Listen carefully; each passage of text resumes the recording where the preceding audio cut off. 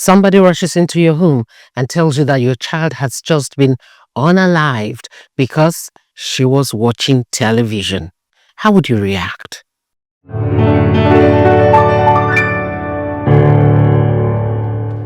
I keep wondering how the mother of that child would react when she heard the news of her child's passing via the hands of the person that child had been given to as a living help.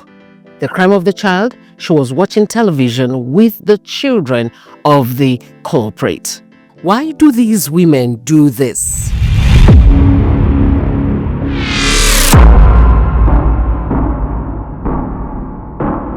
To give us a clearer picture, let me run you through some of these stories. This woman, somebody even mockingly told her that you dey bleach the wicked, had so brutalized the young girl who was working with her in the house as help. Guess what? The child is her cousin.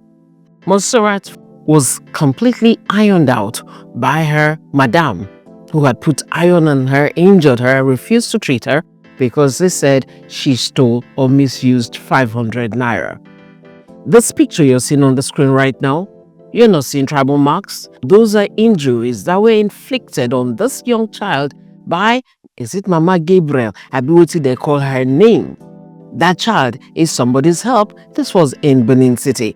One Edith Wachuku was held for battering her 13-year-old help. She had beaten her up to the point and was still asking for 10 more canes to deal with her. This woman had beaten her 10-year-old up to the point that that child was unalived. Now this picture is a young child. She was 10 years old.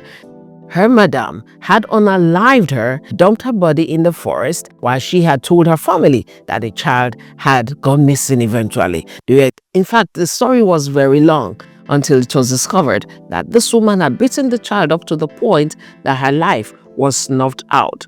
Then you remember the lawyer? The lawyer who, in a state also in the East, had maltreated her help because she claimed that the girl was molesting her little kid.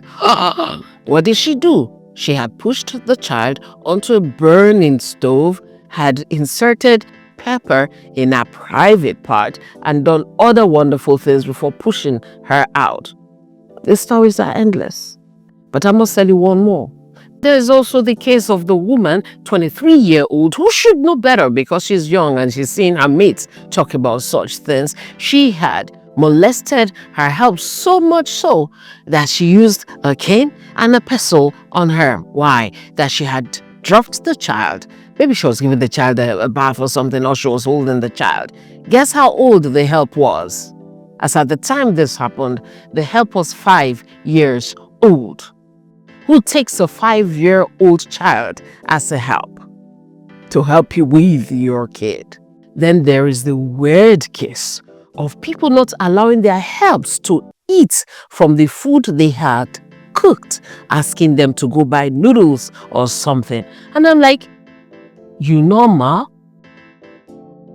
Now, I thought to say this today because I believe that inasmuch as abuse of helps cuts across all tribes and all regions of the country, many women from a particular region, I'm not going to mention it because you already know, I think, are becoming increasingly notorious for the act. And sadly, almost 90% of the women who had molested their house helps, subjects I had gone through to bring to this recap, were from this region. The question is, why? If you know you cannot tolerate other people's children, please do not take on house helps. Do your chores by yourself.